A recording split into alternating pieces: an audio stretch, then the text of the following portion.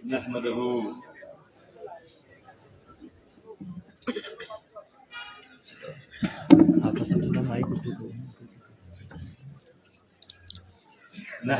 ونصلي ونسلم على حبيبه ورسوله الكريم أما بعد فأعوذ بالله من الشيطان الرجيم بسم الله الرحمن الرحيم بعد حمد و ثناء رب جلیل و ہدیہ صلاۃ و سلام بسید عالم آقائے دو جہاں رہبر انس و جان شہنشاہ کون و مکان حضرت محمد مصطفیٰ احمد مجتبیٰ صلی اللہ علیہ وآلہ وسلم۔ الحمدللہ، اللہ تعالیٰ کا بے پناہ احسان ہے کہ مالک الملک نے آج پھر ہمیں اپنی یاد کی توفیق اور موقع عطا فرمائے۔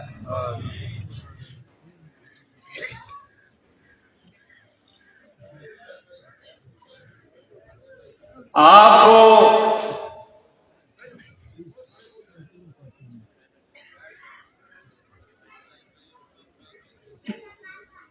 کو یہ توفیق عطا فرمائی کہ غوث الامت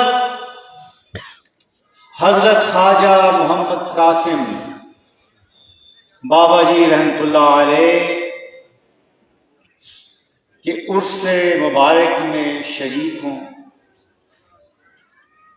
ملک کے طول و عرض سے اور بیرون ممالک سے سفر کرتے ہوئے سفر کی صعوبتیں اور مشکلات سہتے ہوئے موسم کا مقابلہ کرتے ہوئے حالات کی مشکلوں کا مقابلہ کرتے ہوئے آپ لوگ یہاں تک پہنچے۔ وما توفیقی الا باللہ، یہ اللہ تعالیٰ کی عظیم توفیق کے بغیر ممکن نہیں۔ حاضرین محترم، آپ میں سے بہت سے لوگ ایسے ہیں جو گزشتہ رات کو بھی یہاں تھے،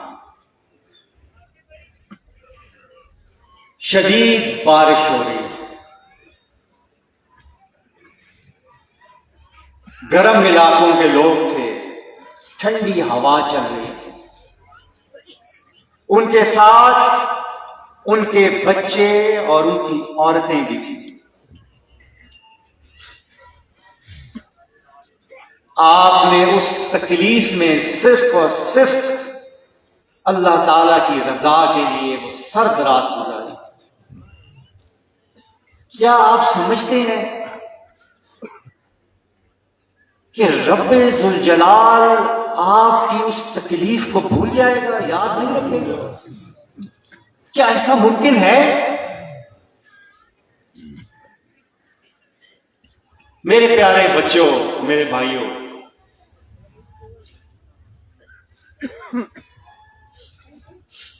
فَمَن يَعْمَلْ مِثْقَالَ ذَرَّةٍ خَيْرًا يَرَهُ، انسان کی ذرا بھر بھی نیکی اگر ہو تو اللہ تعالیٰ اس کا بھی قیامت کے دن بدلہ عطا فرمائے گا۔ میرا رب اتنا غیرت مند ہے، وہ کسی کا ادھار نہیں رکھتا، وہ کسی کا ادھار نہیں رکھتا۔ آپ ذرا تصور کریں اور یہ سوچیں کہ اگر آپ کا کوئی بہت پیارا دوست ہو، کوئی ہمدرد ہو، آپ کی کمپنی یا کسی بھی محکمے کا جہاں آپ کام کرتے ہیں اس کا باس ہو آپ کا، وہ بہت امیر ہو، بہت طاقتور ہو، اس کے پاس بہت وسائل ہوں، اور آپ اس کے لیے آپ اس کے بہت پیارے بھی ہوں، قریب بھی ہوں، اور اس کے لیے تکلیف اٹھائیں، اور آپ کی وہ تکلیف اس کی نظروں میں ہو،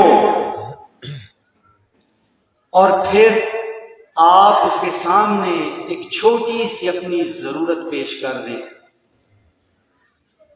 اگر وہ سخی مالک یا باس یا ہمدرد یا بھائی آپ کا اتنا مالدار اور طاقتور ہے کہ آپ کی وہ ضرورت پوری کرنے سے اس کے مال میں، اس کی عزت میں، اس کی وقار میں کوئی کمی نہیں آئے گی، تو کیا وہ پیچھے رہے گا؟ وہ تو لازمی کرے گا۔ اسی مثال کو ذہن میں رکھیں اور یہ سوچیں کہ ایک انسان جب مہربان ہوتا ہے تو اپنے ساتھ محبت کرنے والے اور اپنے لیے تکلیف اٹھانے والے پر اتنا مہربان ہو جاتا ہے کہ اس کی ساری خواہشیں پوری کرنے کے لیے تیار ہو جاتا ہے، اور آپ نے تو رب ذوالجلال کے لیے، مالک الملک کے لیے تکلیف اٹھائی۔ عزیزان محترم، یاد رکھیں اللہ تعالی کی ذات اپنے بندوں کا حساب ہمیشہ بے باک کر دیتا ہے، اس دنیا میں بھی اور آخرت میں بھی۔ وہ کسی کا ادھار نہیں رکھتا۔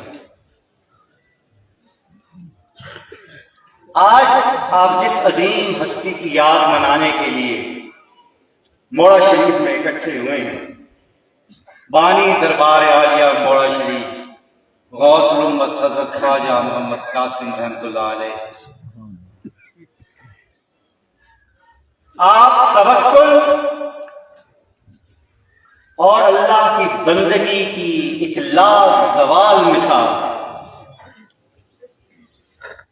جب بھی غوث الامت کا نام سامنے آتا ہے تو آپ کا توکل، آپ کی ساری زندگی انسان کے سامنے آ جاتی ہے۔ اپنے مرشد اعظم کے کہنے پہ غوث الامت اس بیابان جنگل میں آ کر بیٹھ گئے۔ آپ کو صرف ایک چیز کا سہارا تھا، اور وہ آپ کے مرشد کی دعا تھی۔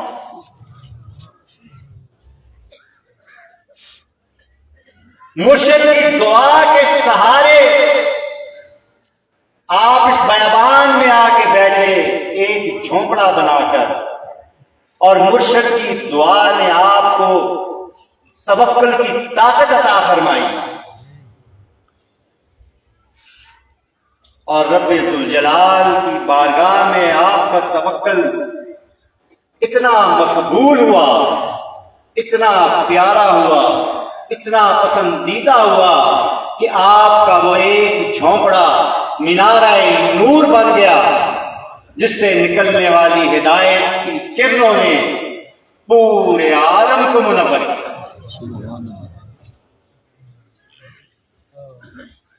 حاضرین محترم،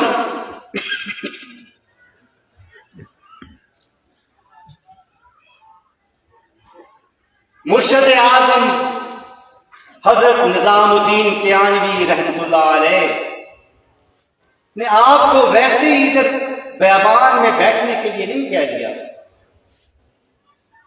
اس کے پیچھے بھی ایک حکمت تھی۔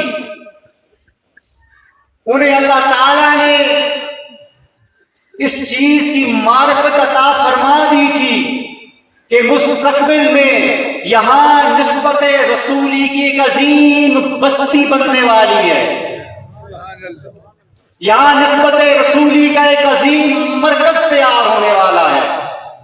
اسی لیے غوث الامت کو آپ نے اس بستی کی تیاری کے لیے یہاں بھیجا۔ آپ کی وفات کے بعد سرکار موڑی حضرت پیر نذیر احمد رحمۃ اللہ علیہ زیر سجادہ ہوئے۔ سرکار موڑی کی وہ ذات ہے کہ جسے انتہائی کم سنی نے چھوٹی سی عمر میں آپ کے مرشد پاک نے اٹھا کے اپنی گود میں بٹھا کے 7 دفعہ آپ کے چہرہ اقدس پہ اپنا ہاتھ مبارک پھیر کے آپ کو 7 پشتوں تک بلا مشقت ولی ہونے کی بشارت عطا فرمائے. یہ دعا آپ کی پشت پر تھی، آپ کے ساتھ تھی، لہذا جو زمین غوث الامت خواجہ محمد قاسم نے تیار کی تھی اس میں سرکار مولوی نے نسبت رسولی کا پودا لگایا اور آپ تصوف کے مجدد بنے.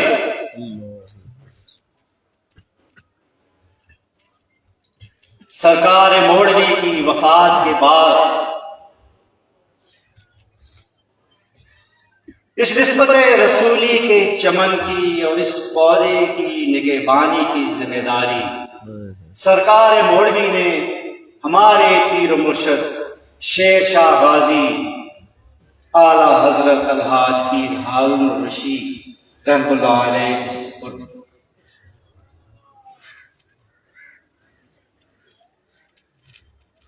اور آپ نے اس پودے کی ایسی نگہبانی ایسی سرابی کی تو ایک تناور درخت کا روپ اختیار کر گیا جس کے سائے میں آج میں اور آپ بیٹھے ہیں اور جس کی شاخیں دنیا کے کونے کونے میں پھیلی ہوئی ہیں.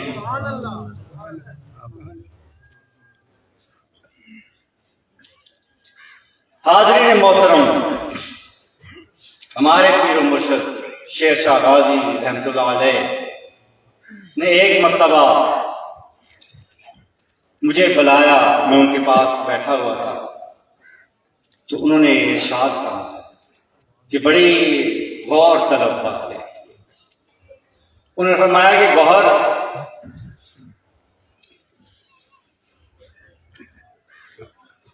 تمہیں پتہ ہے کہ یہ سب کچھ کیسے بنا ہے؟ یہ نسبت رسولی کی بستی، یہ موڑا شریف، یہ جنگل میں منگل، یہ اللہ تعالیٰ کا اتنی مہربانی، اتنی عنایات، اتنا فضل و کرم، اتنی مہربانی، اتنی عزت، یہ کیسے اللہ نے کی ہے؟ میں خاموش رہا تو آپ نے فرمایا صرف اور صرف پیر صاحب کی دعا سے، یعنی سرکار مولوی، صرف اور صرف پیر صاحب کی دعا سے. پھر آپ نے فرمایا کہ جب اعلی حضرت سرکار مولوی بیمار تھے،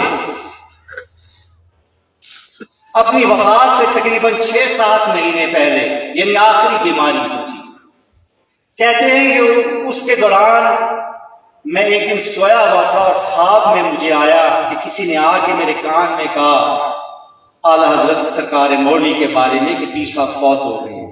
تو میں ایک دم ہڑبڑا کے اٹھ گیا. کہتے ہیں اس دن کے بعد مجھے شک سا بیٹھ گیا کہ بس شاید پیر صاحب اب ہم سے جدا ہونے والے ہیں. تو کہتے ہیں کہ میں ہر وقت روتا رہتا تھا. سرکار مولوی بیمار تھے، کہتے ہیں میں ان کی مٹھیاں مار رہا تھا، رو رہا تھا، زار و قطار رو رہا تھا. اور میرے ساتھ ایک خادم ان کا سائیں نیاز علی ان کا نام تھا، دوسری سلطان کو بہت بات. کہتے ہیں میں مٹھیاں دباتا جا رہا تھا، روتا جا رہا تھا. اچانک سرکار مولوی اٹھ کر بیٹھ گئے اور مجھے مخاطب کر کے کہا کہ ہارون رشید کیوں روتے ہو؟ میں اللہ کی بارگاہ میں حاضر ہوا ہوں. اور پھر انہوں نے اللہ کی بارگاہ کا ایک انتہائی خوبصورت نقشہ کھینچا اور کہا کہ ہارون رشید میں تمہاری فائل لے کے اللہ کی بارگاہ میں حاضر ہوا ہوں اور میں نے تمہارے لیے ایک ایک کاغذ پر دستخط لے لیا ہے. میں جانے سے پہلے یہ فیصلہ کر کے جاؤں گا کہ ہارون رشید کا کوئی مخالف اور کوئی اس کو ماننے والا اور اس کا ساتھی میرے علاقے میں داخل نہیں ہو سکتا. اور سرکار مولوی نے فرمایا کہ ہارون رشید ہزاروں نہیں, لاکھوں نہیں, کروڑوں لوگ تم سے فیض یاب ہوں گے اور اللہ تعالیٰ تمہیں کسی کا محتاج نہیں کرے گا. اور چشم فلک نے یہ دیکھا, میں اور آپ اس چیز کے گواہ ہیں کہ ہزاروں دشمنوں میں گھرے ہوئے, جہاں اپنے اور غیر سب دشمن تھے, اکیلے تنہا شیر شاہ غازی نے اس چمنستان نسبت رسولی کے نگہبانی سنبھالی. اور آج اس شجر سے میں اور آپ فیضیاب ہو گئے. حاضرین محترم, کہنے کا مطلب یہ ہے کہ یہ سب کچھ کیسے عطا ہوا؟ دعا سے عطا. یعنی یہ مرکز قائم بھی دعا سے ہوا, اس کا قیام اور بقا بھی دعا سے ہے, اور اس کا کام بھی دعائیں بانٹنا ہے, دعائیں دینا ہے, دعائیں کرنا ہے. یہ دعاؤں کا مرکز ہے میرے پیارے بچوں, میرے بھائیوں. لیکن دعا ہے کیا؟ سوال تو یہ ہے, دعا کیا ہے؟ دعا چند الفاظ کا نام نہیں ہے, چند رٹے رٹائے جملوں کو دوہرا دینے کا نام نہیں ہے. وہ تو دعا ہوتی ہی نہیں. دعا وہ ہوتی ہے کہ زبان کے ساتھ ساتھ دل اور روح کی گہرائیاں بھی شامل ہو جائیں, اور آپ اپنے رب کی بارگاہ میں جو فریاد کر رہے ہو وہ صرف الفاظ نہ ہو, بلکہ دل اور روح کی گہرائیوں سے وہ فریاد نکل رہی ہو. اگر ایسا ہے تو پھر یہ دعا ہے, ورنہ یہ دعا نہیں ہے. اسی دعا کے بارے میں کہا گیا ہے کہ یہ قبولیت کی منزلیں طے کرتی ہے اور یہ کبھی رد نہیں ہوتی. اور میرے آقا نے فرمایا کہ اپنی دعاؤں سے غافل نہ ہونا, کیونکہ جو لوگ دعاؤں سے غافل ہو جاتے ہیں ان کی دعائیں اللہ قبول نہیں کرتا. اور وہ کیسی دعائیں ہوتی ہیں؟ وہ دعائیں ہوتی ہیں جس کا انسان کو خود علم نہیں ہوتا کہ میں مانگ کیا رہا ہوں. توجہ کہیں اور ہوتی ہے, رٹے رٹائے جملے ہوتے ہیں, دل و دماغ کا جذبات کا تعلق نہیں ہوتا, چند فکرے بولے اور آمین. یہ دعا نہیں, یہ دعا کی توہین. عزیزان محترم, دعا وہ ہوتی ہے کہ جس کے اندر توکل سمایا ہوا ہو. بغیر توکل کے دعا ہی نہیں. توکل والی دعا کا ہی نمونہ ہمیں قرآن و حدیث سے ملتا ہے. ہمیں جو دعا سکھائی جاتی ہے, جس دعا کے متعلق بتایا جاتا ہے, وہ دعا ہے جو پیغمبروں کا شیوا تھا. دعا تو وہ تھی جس نے نوح کی کشتی کو پار لگا دیا تھا. دعا تو وہ تھی جس نے آگ کو ابراہیم کے لیے گلزار کر دیا تھا. دعا تو وہ تھی جس نے یعقوب کی آنکھوں کو ٹھنڈک دی تھی, ایوب کے دل کو سکون دیا تھا. دعا تو وہ تھی کہ جس نے یوسف کو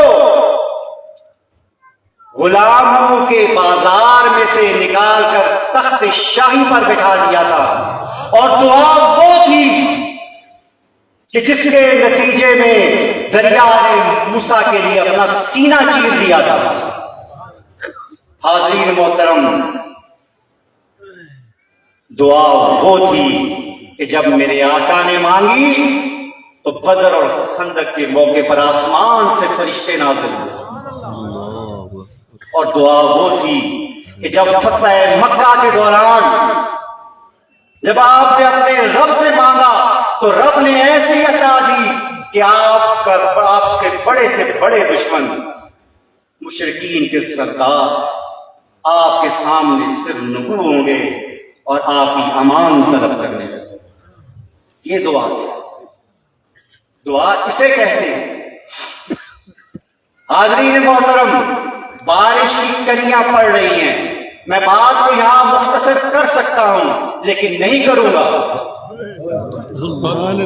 تاکہ آپ کا یہ عمل مکمل ہو. یہ پانی ہے تیزاب نہیں، یہ اللہ کی رحمت ہے. یہ جتنی برسے گی اتنا ہمارا بھلا ہے.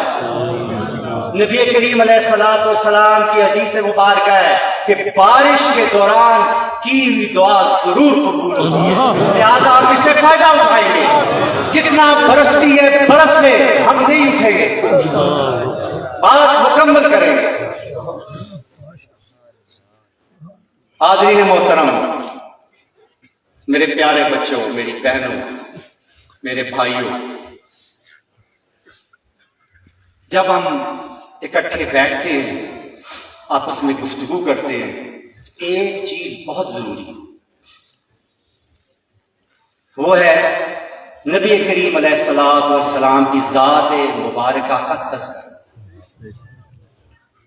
کیونکہ اس سے ایک تو محفل میں برکت آتی ہے، دوسرا ہمارے دلوں کی صفائی ہوتی ہے، ساتھ ساتھ ہمارے گناہوں کی معافی کا سبب ہے، اور پھر ہمیں اس سے نصیحت ملتی ہے،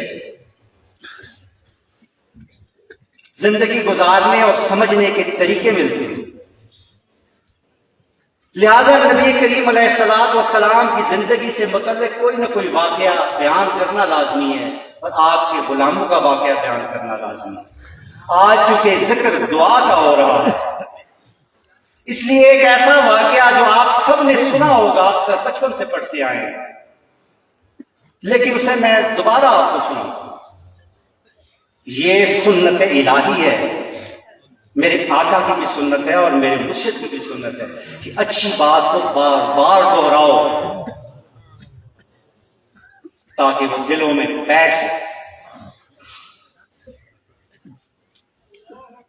آقا کریم علیہ الصلوۃ والسلام نے ایک مرتبہ دعا کی کہ یا اللہ، عمر بن الخطاب اور عمر بن ہشام میں سے کسی ایک کے ذریعے اپنے دین کو نصرت عطا فرما، ان میں سے اس کے ذریعے کہ جس سے تو محبت کرتا ہے. دعا مکمل یہ ہے کہ الہ العالمین عمر بن ہشام اور عمر بن الخطاب میں سے جس سے تو محبت کرتا ہے اس کے ذریعے تو اپنے دین کی مدد فرما، نصرت فرما. اب یہ دعا کا ایک ایک لفظ قیمتی ہے، اور اس دعا کا کے بعد جو ایونٹس ہوئے وہ بڑے قیمتی ہیں کہ جب اللہ تعالی سے نبی کریم نے مانگا، جب مسبب الاسباب کے سامنے اپنی جھولی پھیلائی تو کس طرح مسبب الاسباب نے اسباب تیار کرنے شروع کر دیے، اور خود بخود راستے بنتے گئے، اسباب بنتے گئے، اسباب بنتے گئے، حتیٰ کہ عمر بن الخطاب فاروق اعظم بنا. دوسرا نام بھی تھا ابو جہل کا. عمر بن الخطاب کا وہ رشتے میں ماموں تھا، ماموں بھانجا، لیکن اس کے حق میں نہیں ہوا کیونکہ وہ متکبر تھا، باغی تھا. اور دعا یہ تھی کہ جس سے یا الہ العالمین جو تجھے ان میں سے پسند ہے، جو تجھے پیارا ہے، تو اس کے ذریعے نصرت فرما. اور اللہ کی ناراضگی کیسے ہوگی کہ جب اس نے بہت نبی کریم علیہ الصلوۃ والسلام کو تنگ کیا تو اللہ تعالیٰ نے آسمان سے وحی کے ذریعے اس کو خبردار کیا، اپنے حبیب کے کو وحی بھیجی کہ ابو جہل کو خبردار کرے، اولا لک فاولا ثم اولا لک فاولا، تباہی ہے، بربادی ہے تمہارے لیے، اور پھر تباہی ہے اور بربادی ہے تمہارے لیے۔ میرے آقا ابو جہل کے پاس گئے، اس کا جبا، اس کی قمیض جو بھی تھی پکڑ کے کہا اولا لک فاولا ثم اولا لک فاولا، تیرے لیے اللہ تعالیٰ کی وارننگ آ گئی ہے، سن لے۔ اور اس بدبخت نے اپنے ہاتھ سے نبی کریم علیہ السلام کا ہاتھ جھٹک دیا، اپنا جبہ چھڑا دیا اور کہا کہ تم اور تمہارا دوست میرا کیا بگاڑ سکتے ہیں؟ میں عرب کا سب سے بڑا سردار ہوں، سب سے بڑا رئیس ہوں، سب سے زیادہ عزت ہے میری، وقار ہے میرا، تم اور تمہارا دوست یعنی ابو بکر، تم میرا کیا بگاڑ سکو؟ اللہ تعالیٰ کو اس کا تکبر اللہ تعالیٰ کو اتنا ناپسند ہوا کہ اللہ تعالیٰ نے اس کے سینے پر مہر لگا دی، اور اس کا انجام کیا بعد میں ہوا بدر میں کہ اپنے جیسے کئی مشرکین سرداروں کے تعفن زدہ لاشوں سمیت کنویں میں پڑا ہوا۔ اب دوسری طرف عمر بن الخطاب، حضرت عمر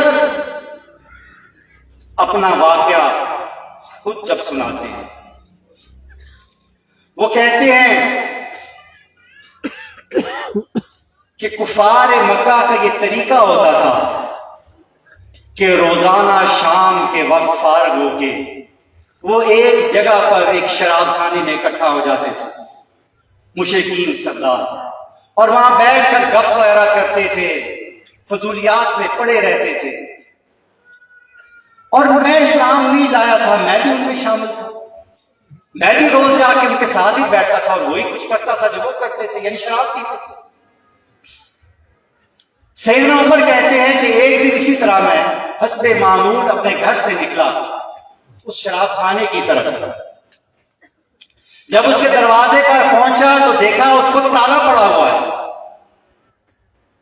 اب آپ غور کریں اسباب کیسے بنتے ہیں، اس کے تالا پڑا ہوا ہے، میں نے کچھ دیر انتظار کی لیکن تالا کھولنے والا نہیں آیا، معلوم کیا تو پتا چلا کہ جو اس کا مالک ہے شراب خانے کا یا اس دکان کا، وہ کسی کام سے چلا گیا ہے، وہ موجود نہیں ہے۔ لہذا میں نے سوچا چلو آج شراب خانہ تو بند ہے، آج حرم میں چلتے ہیں، شاید وہاں سے سکون مل جائے، کیونکہ مشرکین کی جو ہے وہ بھی وہاں پہ عبادت کرتے تھے۔ حضرت عمر کہتے ہیں کہ میں یہ خیال آیا تو کعبہ شریف کی طرف چل پڑا، رات کا وقت تھا، اندھیرا آ گیا تھا، ابھی میں تھوڑا دور تھا کہ میں نے دیکھا کہ کعبہ شریف کے پاس کوئی شخص کھڑا ہوا عبادت کر رہا ہے۔ اندھیرے کی وجہ سے پہلے تو میں نے نہیں پہچانا، پھر جب میں قریب گیا تو میں نے غور کیا تو مجھے سمجھ آئی کہ یہ تو محمد مصطفیٰ صلی اللہ علیہ وسلم۔ کہتے ہیں میرے دل میں یہ خیال پیدا ہوا کہ چلو عمر آج چھپ کر ان کی باتیں سنتے ہیں کہ یہ پڑھتے کیا ہیں، آخر ایسی بات کیا ہے جس پر لوگ کھینچے چلے آتے ہیں ان کی طرف، چلو چھپ کر سنتے ہیں کہ کیا پڑھتا ہے شخص۔ یہ خیال آنا تھا تو عمر کہتے ہیں کہ میں کعبے کی دوسری طرف، یعنی نبی پاک صلی اللہ علیہ وسلم ایک طرف کھڑے تھے، یہ دوسری طرف الٹی طرف چھپتے چھپاتے ادھر پہنچے۔ عمر کہتے ہیں کہ میں نے اپنے آپ کو غلاف کعبہ میں چھپا لیا تاکہ مجھے کوئی دیکھ نہ سکے، اور غلاف کعبہ کے اندر اندر اندر اندر سے ہوتا ہوتا ہوتا ہوتا میں نبی کریم علیہ السلام کے قریب پہنچ گیا، اتنا قریب کہ میں ان کی باتیں سن سکوں اور مجھے دیکھ نہ سکوں۔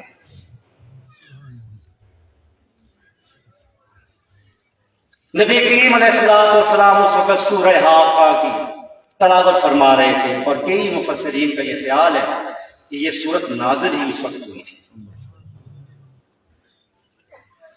کہتے ہیں عمر کہ میں سنتا رہا، سنتے سنتے میرے ذہن میں آیا کتنا ترنم ہے اس میں، کیسی شاعری ہے، کیا بات ہے، اسی لیے لوگ کھینچے چلے آئے۔ تو نبی کریم علیہ الصلوۃ والسلام پر وحی آئی۔ اب اللہ تعالیٰ نبی پر وحی بھیج رہا ہے اور کلام عمر سے ہو رہا ہے۔ غور کریں اس بات پر۔ ذہن میں یہ خیال آیا کہ یہ کتنی زبردست شاعری ہے، اور نبی کریم علیہ الصلوۃ والسلام نے تلاوت فرمایا، انہ لقول رسول کریم وما هو بقول شاعر قلیلا ما تؤمنون۔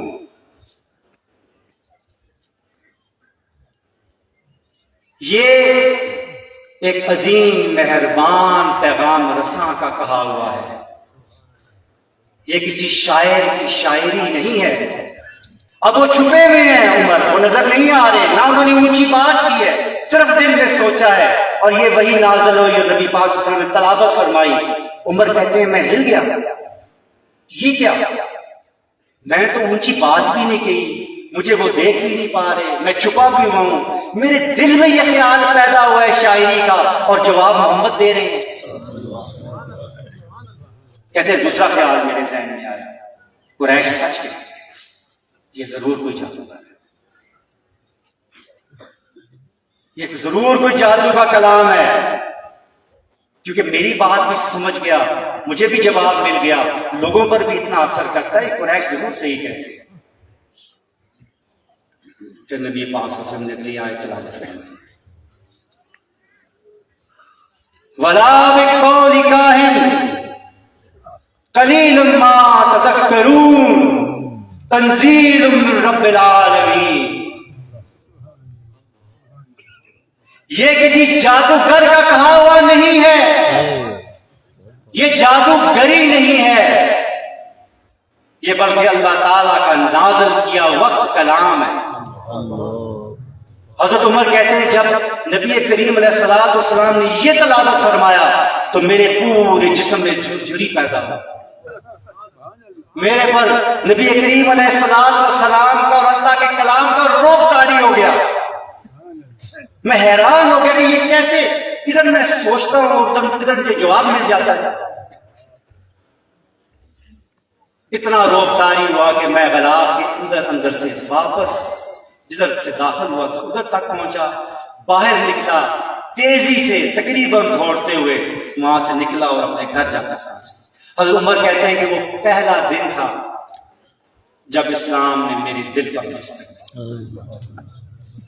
اس کے بعد کے سارے واقعات آپ کو پتہ ہے، انتہائی مختصر اس کا بیان کر کے آگے چلتا ہوں کہ پھر آپ کو پتہ ہے ہمیشہ سارے لوگ پڑھتے ہیں کہ حضرت عمر نے سوچا ہے کہ بیٹھے ہوئے کہ جاتے ہیں نبی کریم علیہ الصلوۃ والسلام کو شہید کر دیتا ہوں، ساری بات ہی ختم ہو، جان ہی چھوٹے ختم۔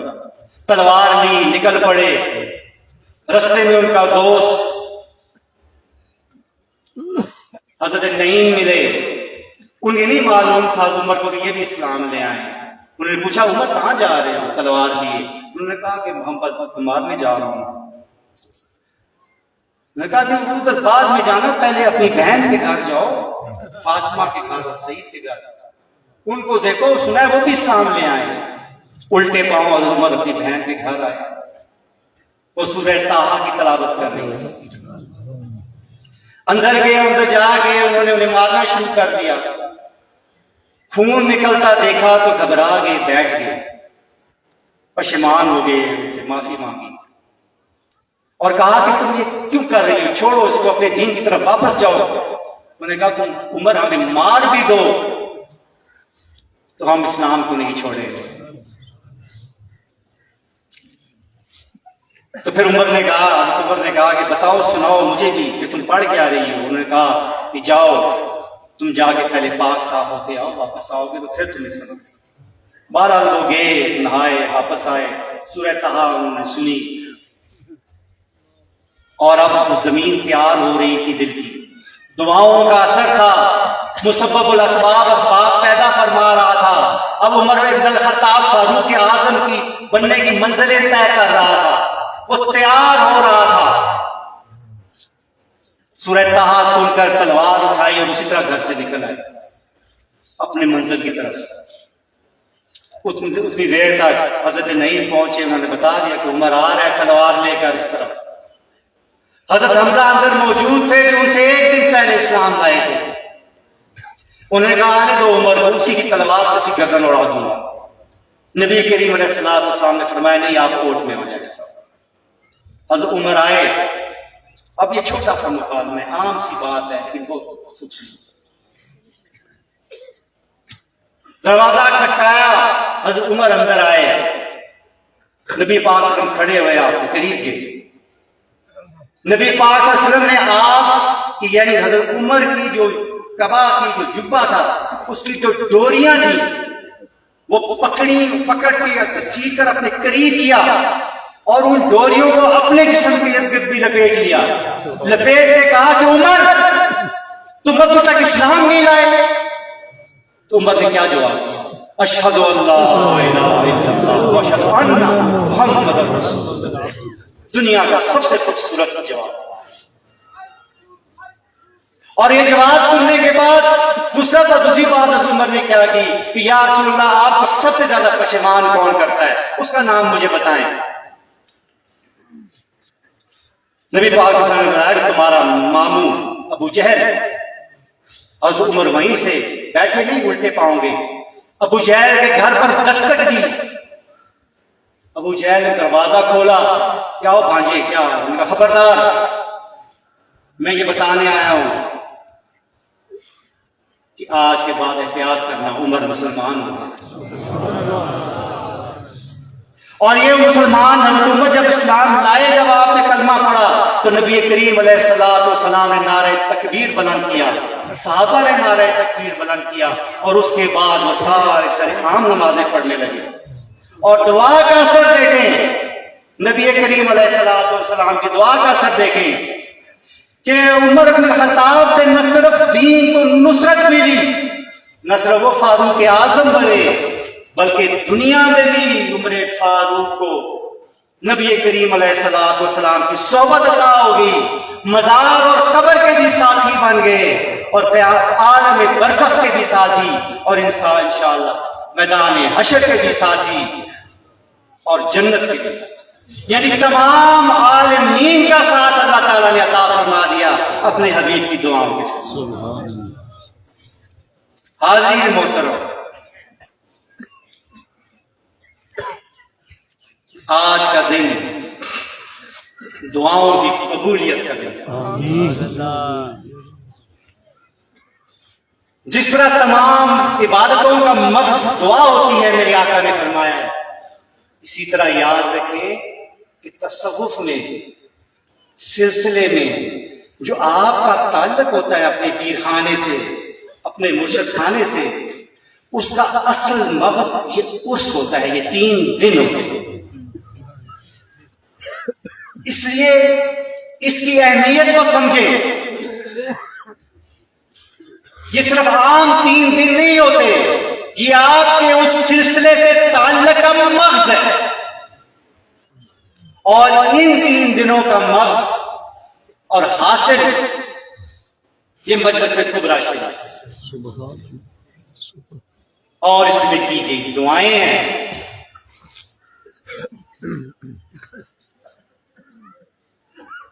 حاضرین محترم، یاد رکھیں جیسے کہ میں نے آپ کو کہا تھا کہ دعا وہی قبول ہوتی ہے جو یقین کامل والی ہو، جو توکل والی ہو. اگر آپ کو دیکھ سکیں جو میں دیکھ رہا ہوں، جو میرا دل مجھے بتا رہا ہے، تو یقین جانیں آپ اپنی ساری تھکاوٹیں بھول جائیں، آپ اپنی ساری پریشانیاں بھول جائیں، کیونکہ مجھے یہ یقین کامل ہے کہ آج کے دن کی ہوئی آپ کی ایک ایک دعا کو رب ذوالجلال قبول فرمائے گا، کیونکہ اس کے خزانے میں کسی چیز کی کمی نہیں.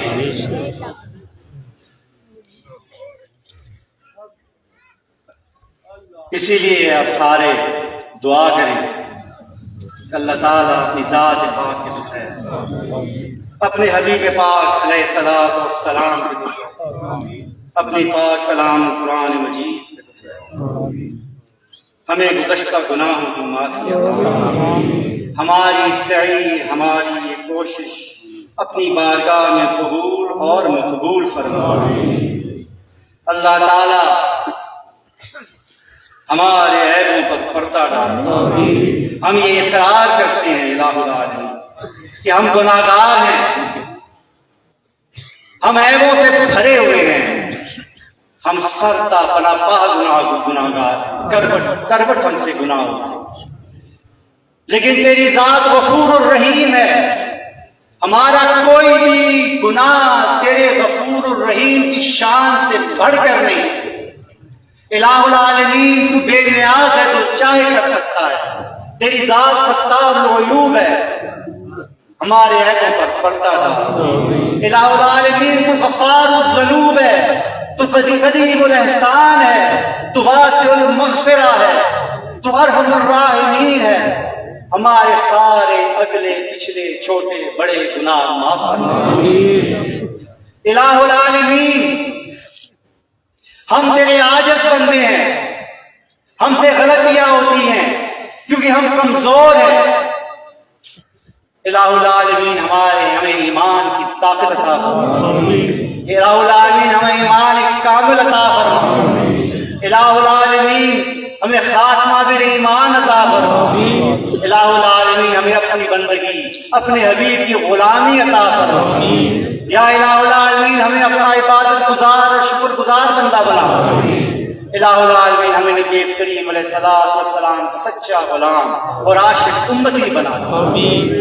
الہ العالمین تو سب کا پالنہار ہے، تو سب کی سننے والا ہے، الہ العالمین ہم پہ بھی رحم فرما، ہمارے پیاروں پہ بھی رحم فرما، الہ العالمین ہمارے بیوی بچوں کی نگہبانی فرما، الہ العالمین ہمارے ماں باپ کی نگہبانی فرما، الہ العالمین جن کے ماں باپ فوت ہو گئے ان کی مغفرت فرما، الہ العالمین بے اولادوں کو اولاد عطا فرما، جن کے گھر آباد نہیں ان کے گھروں کو آباد فرما، الہ العالمین تو غنی کرنے والا ہے، سب کو غنی فرما، الہ العالمین تو محتاجیاں دور کرنے والا ہے، سب کی محتاجیاں دور کرنے والا ہے۔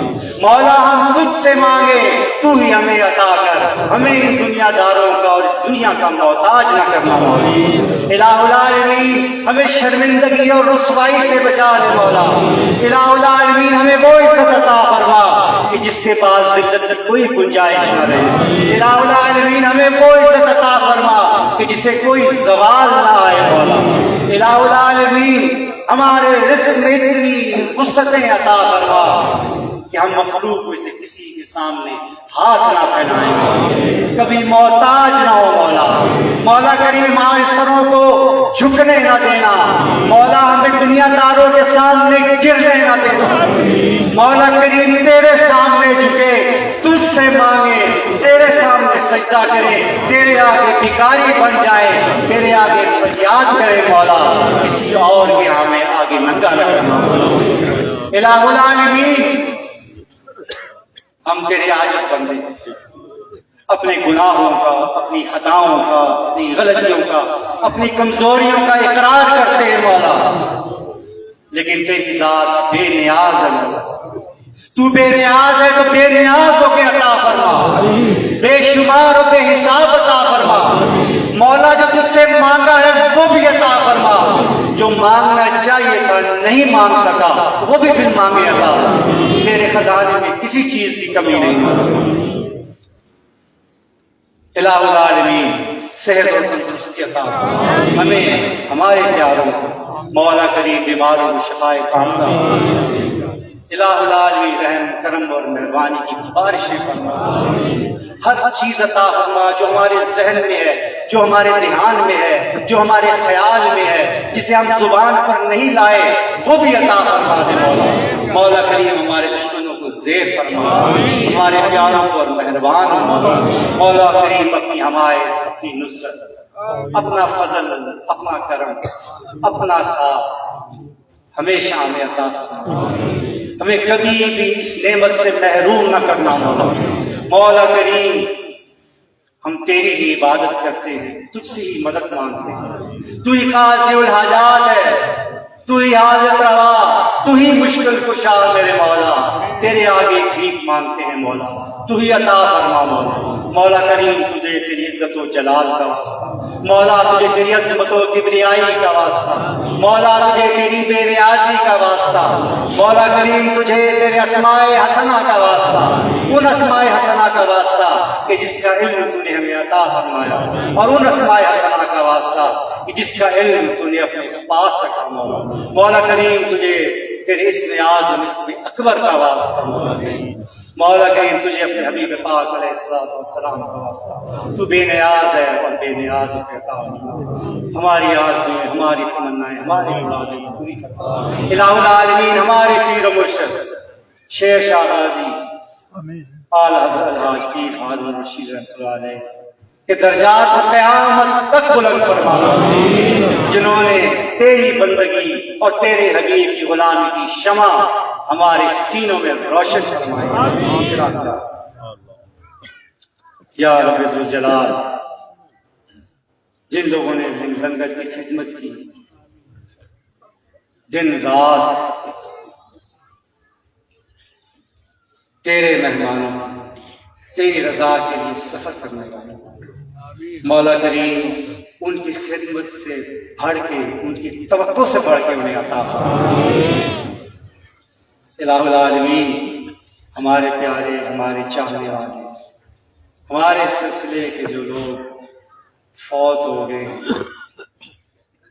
بہت سے لوگ ہیں، ان سب پر مہربانی فرما، درجات بلند فرما۔ راجہ سکندر سمان صاحب کے بڑے صاحبزادے راجہ شہزاب صاحب کی اہلیہ فوت ہو گئی ہے، ہمارے درینہ ساتھی، درینہ خلیفہ، جنہیں بچپن سے میں دیکھ رہا ہوں، عابد کے والد شادی وال کے خلیفہ صفی بشیر صاحب فوت ہو گئے، اللہ تعالیٰ نے جنت الفردوس میں اعلیٰ مقام عطا فرمائے۔ میر عبد الرحمان صاحب فوت ہو گئے، جو بڑے درینہ خادم تھے، موڑا شریف کے پیر صاحب سے بہت محبت تھی انہیں۔ کل ہی ان کا انتقال ہوا گزشتہ کل، اور ان کا جنازہ ادھر ہی جنازہ پڑھ کے بھیجا گیا۔ ان کے لیے بھی دعا کریں کہ اللہ تعالیٰ ان کے بھی درجات بلند کرے، اور جتنے بھی یہاں موجود ہیں ہمارے سلسلے کے بھائی، جن جن کے پیارے فوت ہوئے، اس جہان فانی سے رخصت ہوئے، الہ العالمین سب پر اپنی رحمتوں اور بارش ہو۔